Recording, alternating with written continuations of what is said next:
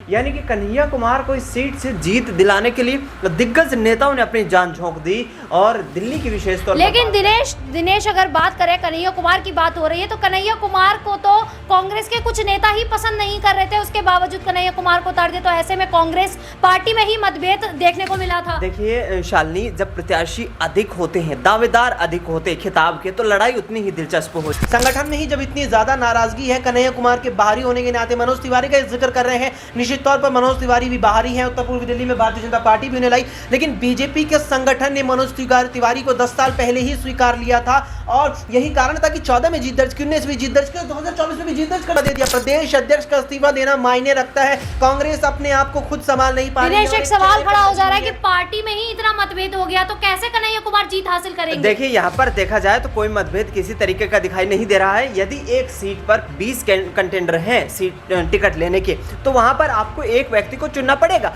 हालांकि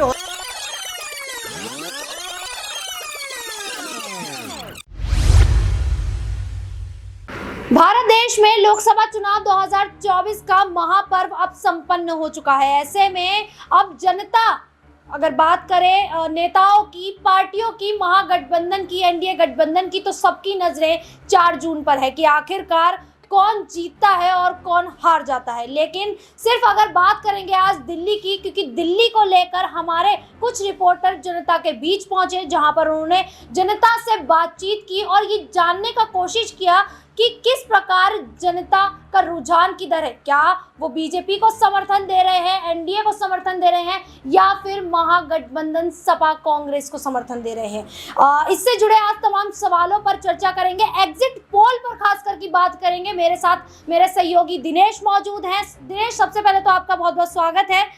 वही अक्षय मेरे साथ मौजूद है। अक्षय जी, आपका भी बहुत बहुत स्वागत है। आज बात करेंगे दिल्ली की 7 सीटों पर, क्योंकि 2019 में दिल्ली की 7 सीटों पर बीजेपी ने जीत हासिल की थी। अब ऐसे में देखना होगा कि क्या 2024 में बीजेपी उन 7 सीटों पर अपना कब्जा रख भी पाएगी या फिर यहाँ से जो सीटें हैं वो उनके हाथ से छूट जाएंगी।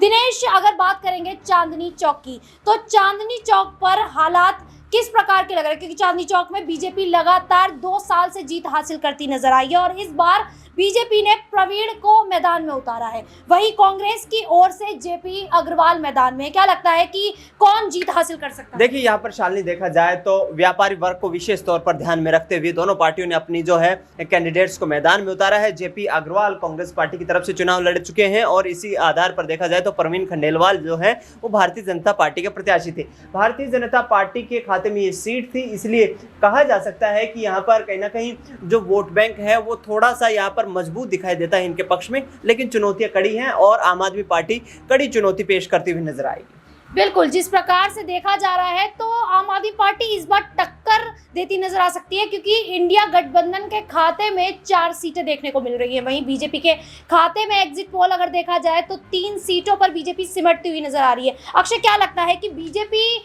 जीत हासिल कर पाएगी 2019 की तरह या फिर मात खाती दिखाई देगी? हाँ, देखिए शालिनी, मात्र एग्जिट पोल है, विश्वास यहाँ नहीं किया जा सकता एग्जिट पोल पर। और जनता का जो रुझान है असली, वो तो मुझे लगता है मतगणना के दिन ही पता लगता है। मतगणना के दिन जो परिणाम आने वाले हैं वो यही इशारा कर रहे हैं कि एक बार फिर न केवल मोदी सरकार बनेगी, बल्कि यहाँ पर भारतीय जनता पार्टी दिल्ली की सभी 7 सीटों पर जीत भी दर्ज करती हुई नजर आ रही है और उन 7 सीटों में ये चांदनी चौक सीट भी यहाँ शुमार लगती है। बिल्कुल, अगर बात करेंगे चांदनी चौक की, तो बात चांदनी चौक में यही देखा जा रहा है कि कांग्रेस कहीं ना कहीं, आम आदमी पार्टी कहीं ना कहीं जीत हासिल करती दिखाई दे सकती है इस बार। लेकिन अगर नई दिल्ली की ओर रुख किया जाए तो नई दिल्ली से कांग्रेस की ओर से सोमनाथ भारती को मैदान में उतारा गया है। आम आदमी पार्टी की ओर से सोमनाथ भारती को मैदान में उतारा गया है, तो वहीं बांसुरी स्वराज को बीजेपी ने मैदान में उतारा है। दिनेश, नई दिल्ली पर जिस प्रकार से बीजेपी ने जीत हासिल की, लगातार जीत हासिल करती आ रही है, ऐसे में क्या बांसुरी स्वराज यहाँ पर जीत हासिल कर पाएंगी भी या नहीं? देखिए यहाँ पर 2 फैक्टर हैं। एक चीज़ तो पहली बात यह है कि प्रत्याशी को बदलकर बांसुरी स्वराज, यहाँ पर पूर्व विदेश मंत्री भारत सरकार स्वर्गीय यहाँ पर सुषमा स्वराज की बेटी हैं और उन्होंने यहाँ पर चुनाव लड़ने के लिए अपनी इच्छा जाहिर की थी। प्रधानमंत्री नरेंद्र मोदी से उनकी मुलाकात भी हुई थी और कहीं ना कहीं उनको आश्वासन दिया गया था। लेकिन दूसरी तरफ आप कांग्रेस गठबंधन की बात करें तो यहाँ से सोमनाथ भारती चुनावी मैदान में है। सोमनाथ भारती यहाँ पर कहीं ना कहीं अरविंद केजरीवाल की उन महत्वपूर्ण पिलर्स में से हैं जिन्होंने आम आदमी पार्टी के लिए को बनाने के लिए अन्ना आंदोलन में एक बड़ा यहाँ पर संघर्ष किया और संघर्ष के बलबूते पर अपना नाम यहाँ पर जो है एक पटल पर लेकर के आए, अपना नाम जो है आम लोगों तक लेकर के आए और ये पहचान बनाने में कामयाब हुए कि किस तरीके से हम लोकसभा चुनाव में बेहतर नतीजे यहाँ पर ला सकते हैं और ये प्रदर्शन करके दिखाया। यहाँ पर दिल्ली में 3 बार आम आदमी पार्टी सरकार बनाने में कामयाब हुई। तो सोमनाथ भारती कड़ी टक्कर देंगे नो डाउट, लेकिन सुषमा स्वराज की सिंपैथी कहीं ना कहीं बांसुरी स्वराज को मिल सकती है। इसलिए मुझे लगता है कि नई दिल्ली सीट यहाँ बांसुरी स्वराज जीत सकती है। अक्षय, दिल्ली की बात हो रही है, दिल्ली में आम आदमी पार्टी को जनता पसंद कर रही है, ऐसे में महागठबंधन में कांग्रेस भी उनके साथ आ जाती है, तो क्या कांग्रेस और आम आदमी पार्टी मिलकर बीजेपी को मात दे पाएगी या नहीं, क्या लग रहा है? देखिए शालिनी, अब कांग्रेस का कितना जनाधार दिल्ली में बचा है, ये मुझे लगता है कि 2014 के उसके बाद 2019 साथ ही साथ 2015 2020 के दिल्ली विधानसभा चुनाव भी बताते हैं। वर्तमान में अगर देखा जाए तो दिल्ली विधानसभा में एक भी कांग्रेस का विधायक नहीं है और यहाँ जो पार्टी एक विधायक भी नहीं बना पाती है पूरी विधानसभा में, वो यहाँ समर्थन देकर के लोकसभा में सांसद कैसे बनवाएगी, ये मुझे बिल्कुल समझ से परे यहाँ पर नजर आता है। कोई मजबूत जनाधार नहीं बचा और ये आप भूल रहे हैं, यहाँ कांग्रेस पार्टी भूल रही है कि यही अरविंद केजरीवाल है, यही आम आदमी पार्टी है जो दिल्ली में यहाँ कांग्रेस की जड़ों को हिलाने वाले नेता है। 2013 में दिल्ली में कांग्रेस की जड़ों को इन्हीं अरविंद केजरीवाल ने हिलाया था।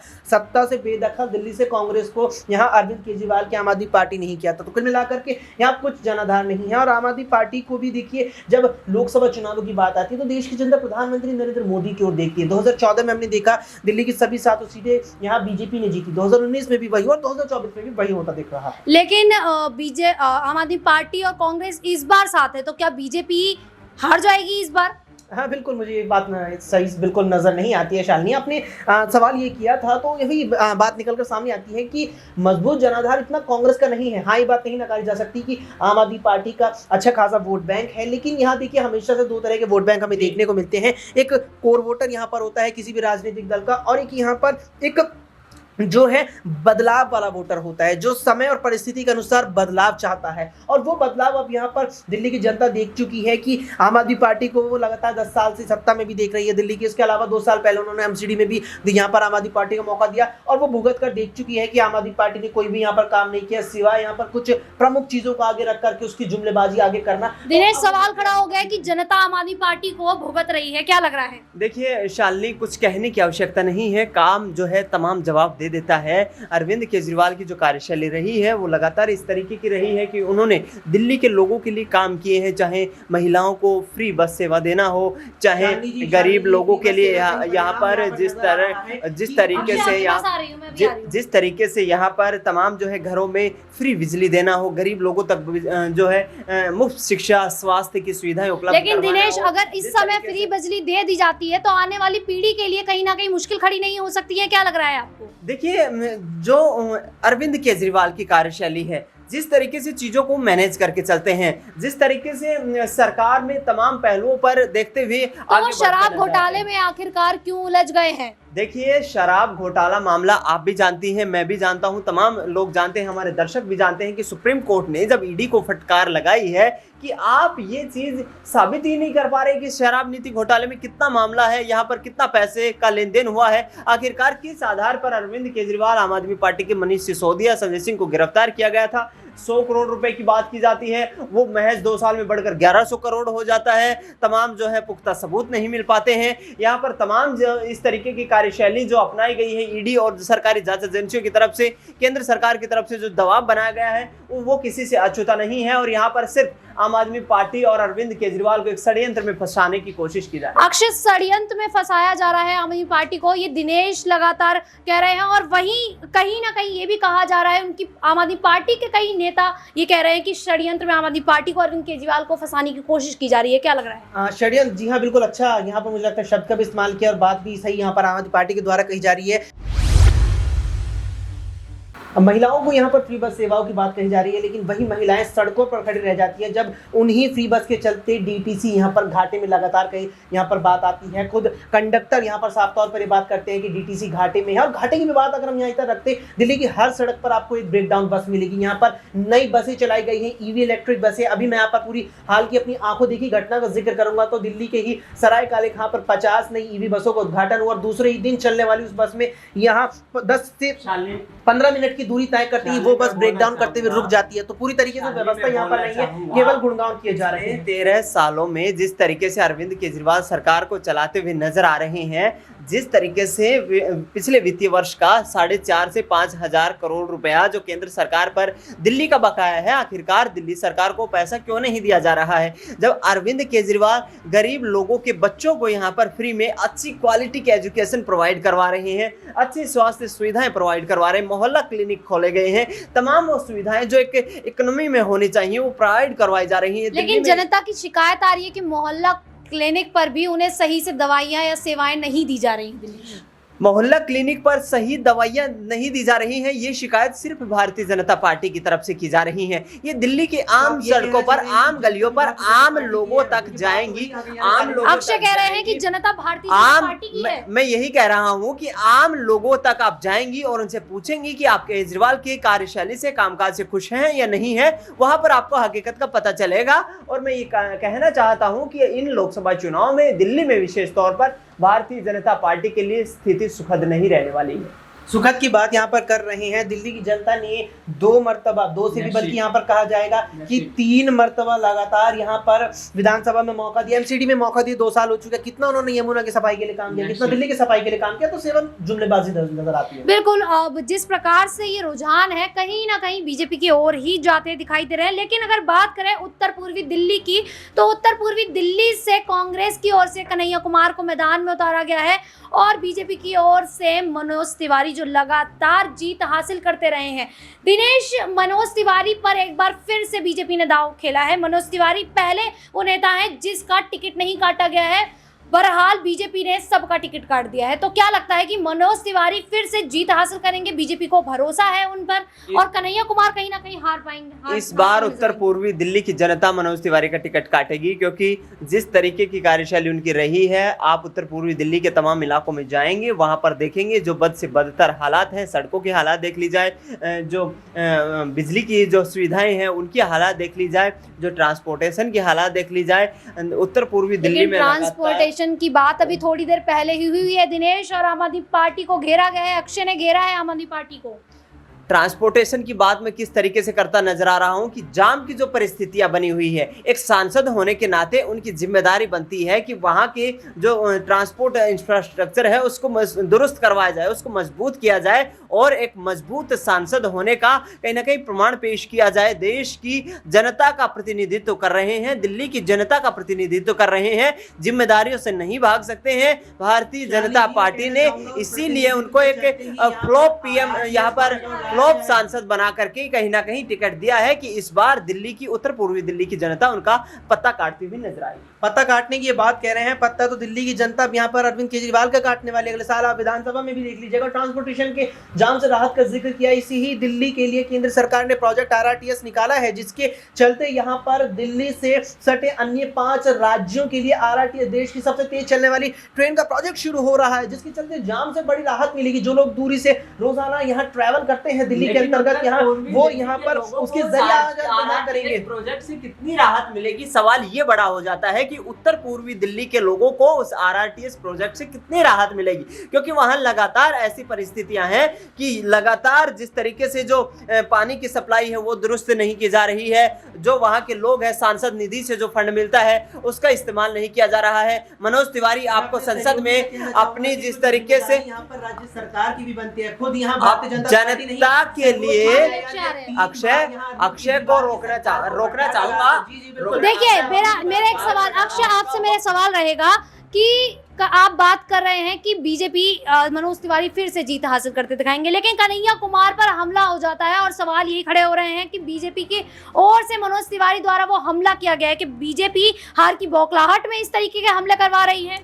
देखिए ये तो एक बहुत ही एक स्वाभाविक सी बात है। अगर चुनावों के दौरान किसी दल के प्रत्याशी पर हमला होता है तो सीधे तौर पर मुख्य प्रतिद्वंदी पर उसकी जिम्मेदारी, उसके सर पर उसका ढींगरा फोड़ दिया जाता है। आप